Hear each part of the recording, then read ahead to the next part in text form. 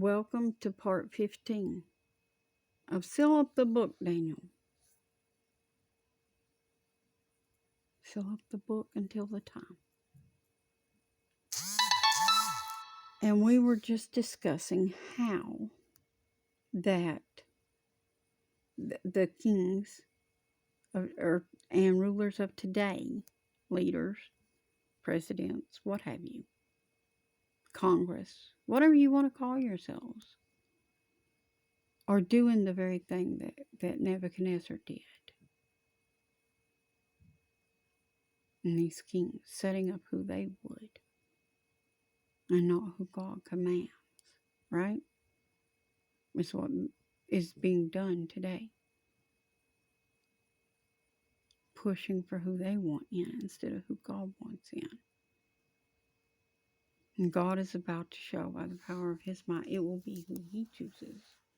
Not who you choose, but who He chooses.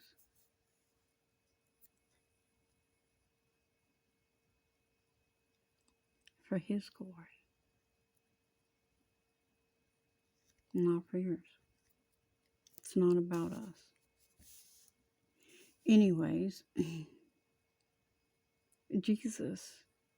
Jesus is the only King. He is the one who is going to come back into rule. And the government will be upon His shoulders, as it is written. There's nothing anyone can do about that. But anyways, let's get back into this. And Daniel's telling Belshazzar, now King Belshazzar, about his dad. What his dad had done. Or his father. And King Nebuchadnezzar. And jumping back into verse 20. But when his heart was lifted up, that means became arrogant. See that? Became arrogant. And his mind hardened in pride. He was disposed from his kingly throne. And they took his glory from him. See, God had him removed. He got too big for his britches, and he had to be brought down. And God will debase us and bring us down. And we will be without. Like that. For the allotment of time that God says. But then God will raise us up. But it's up to God. It's not up to you. It's not up to me. It's up to God. And he was driven from the sons of men. And his heart was made like the beasts. And his dwelling was with the wild asses. They fed him with grass, like oxen. And his body was wet with the dew of heaven, until he knew that the Most High ruled in the kingdom. Now see, here he is. He's explaining to him what his dad went through. There's a reason. He's about to meet that same fate, right?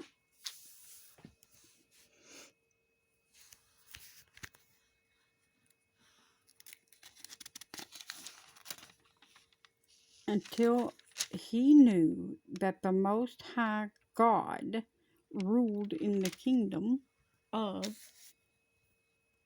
men.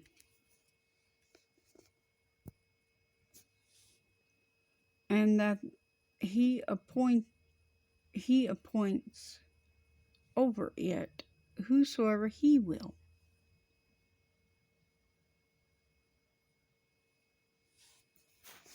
Yes, he appoints over it whosoever he will. Sorry, I had to plug up. Battery's getting low.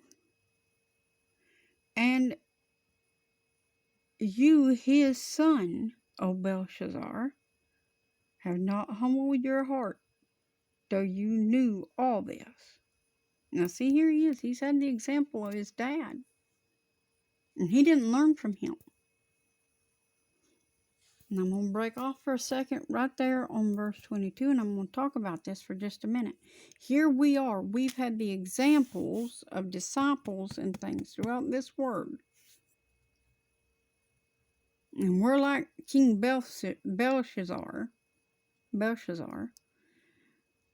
And we've had all these examples, but yet, what do we do? Have we humbled our hearts?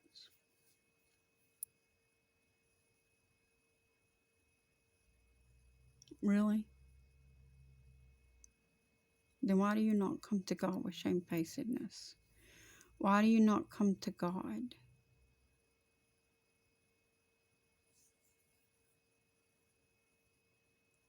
plain as who you really are? Why are you trying to put on airs with God when you're trying to put on airs with people in the world? Ladies, I'm talking to you a lot. You got a bad habit of that. I'm a Barbie girl, living in a Barbie world, made of plastic. I'm fantastic. That's your attitude. And plastic melts, girls. Plastic melts. And fervent heat's coming upon the land from God.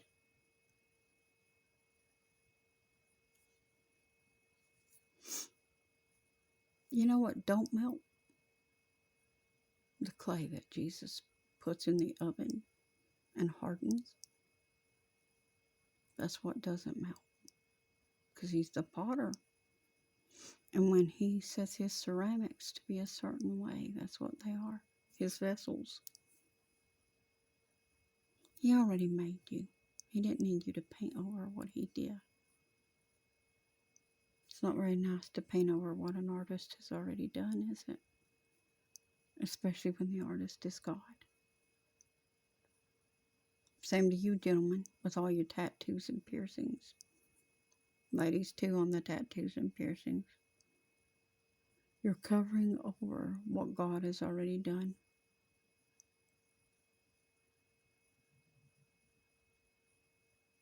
You didn't need those tattoos and piercings to be unique. God had already made you unique by making you who you are inside. No, that's not homosexual. That's not transgender. That's evil spirits that's convinced you of that because you were different and you didn't understand because you weren't like others around you. So evil spirits conglommed onto that.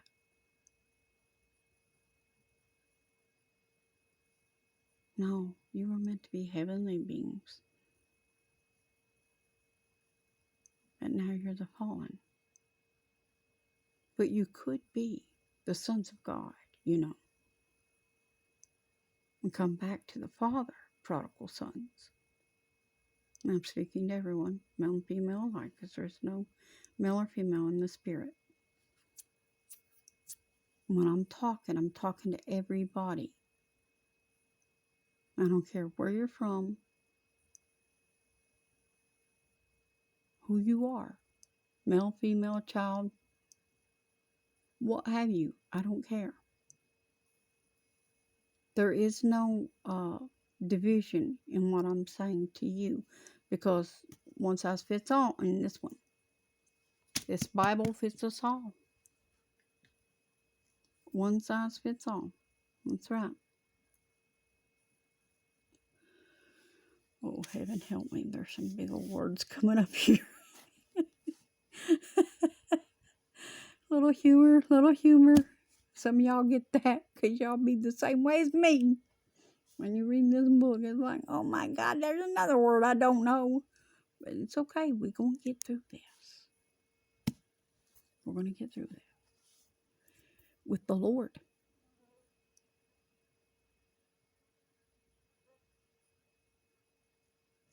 Now, let's jump back in here to verse 23. But have lifted up yourself. Now, this is still Daniel talking to Belshazzar. But you have lifted up yourself against the Lord of heaven. Oh, brother, yeah.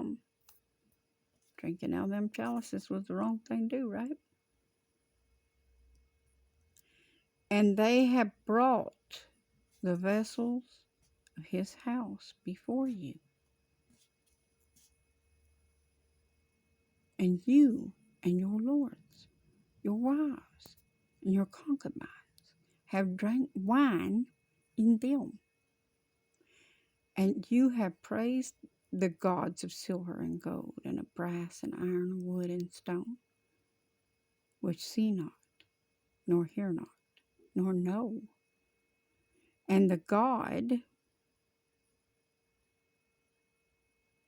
is who, and the God in whose hand your breath is, and whose are all your ways, have you not glorified? Then was the part of the hand sent from him, and his writing was written. And this is the writing that was written.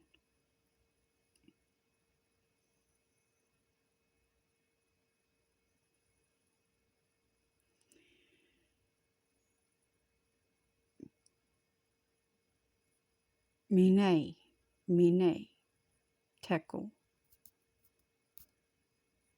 Upharsin, Upharsin. This is the interpretation of the thing. Mene, God, has numbered your kingdom and finished it.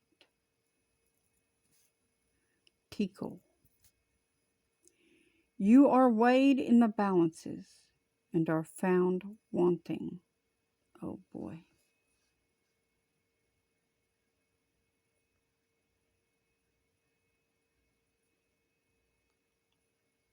Peres. Your kingdom is divided and given to the Medes and Persians. Then commanded Belshazzar, and they clothed Daniel with scarlet, and put a chain of gold about his neck, and made a proclamation concerning him, that he should be the third ruler in the kingdom. See, God just set Daniel up. He brought him from being a captive to being third ruler of Babylon.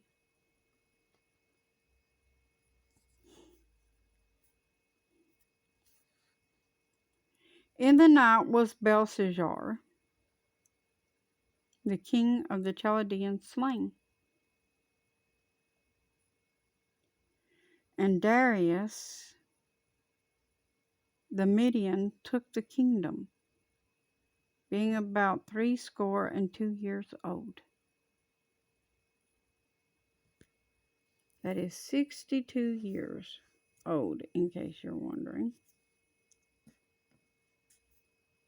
62 years. 62.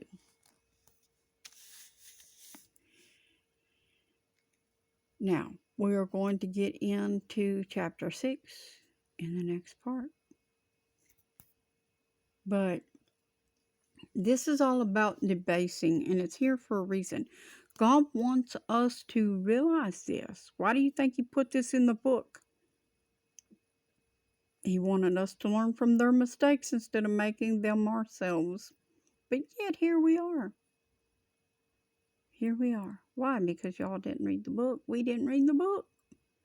Simply because we didn't read and study this book and put it in our heart that we might not sin against God. That's why. That's why. It's a wise man who honors God and keeps Him at the front of everything and at the back of everything, the beginning and the end.